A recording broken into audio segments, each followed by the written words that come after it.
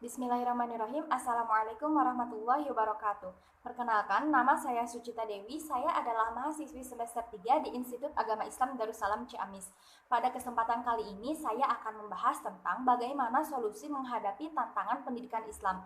Yang pertama, di bidang kemajuan iptek. Yang kedua, tentang demokratisasi. Yang ketiga, tentang dekadensi moral.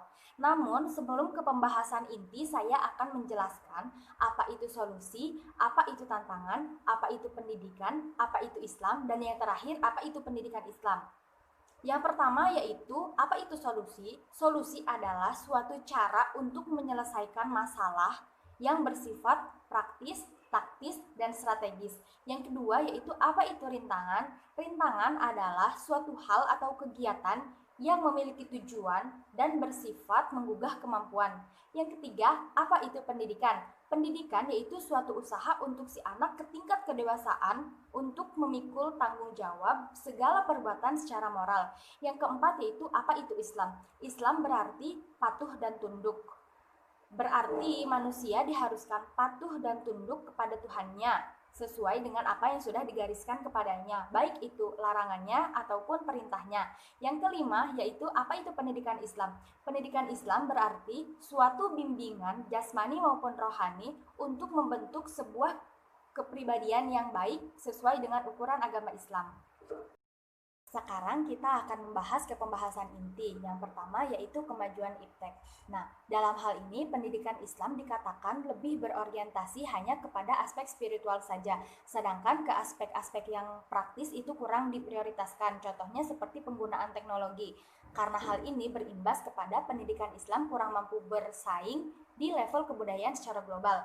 Nah, untuk solusinya ada dua. Yang pertama yaitu, bagaimana caranya agar perkembangan iptek, kemajuan iptek itu sesuai dengan dua, yaitu ajaran dan agama Islam. Nah, yang kedua solusinya yaitu bagaimana agama Islam berkontribusi dengan baik untuk kemajuan dan perkembangan iptek.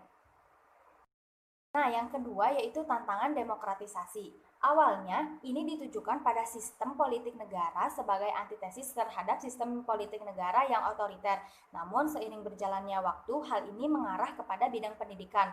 Pada awalnya, demokratisasi pendidikan ini menghendaki sistem pendidikan yang sentralistik, seragam, dan dependen untuk beralih ke sistem pendidikan yang otonom, beragam, dan independen. Nah, untuk solusinya yaitu kita harus pandai-pandai memilih atau mencari pemimpin yang mempunyai pola pikir yang sama dan sejalan dengan pendidikan Islam agar rencana yang sudah kita rencanakan bagaimana kita ingin menjalankan sistem pendidikan Islam tersebut bisa berjalan dengan baik.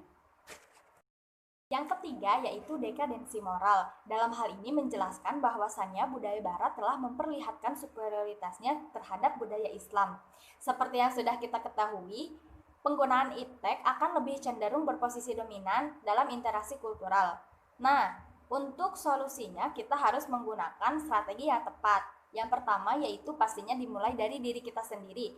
Kita harus pandai membentengi diri kita sendiri, pandai memilih mana yang baik dan mana yang buruk, dan juga pandai memilih mana budaya luar yang baik, yang positif, yang bisa kita lakukan, dan mana budaya luar yang tidak baik, yang membawa efek negatif bagi kita dan tentunya tidak bisa kita lakukan.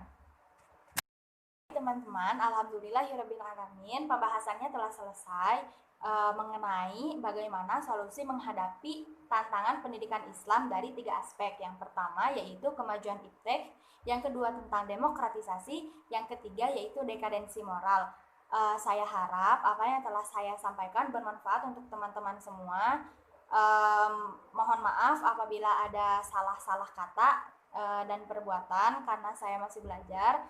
Saya tutup. Hasbunallahu wa ni'mal wakil. Wassalamualaikum warahmatullahi wabarakatuh. Terima kasih.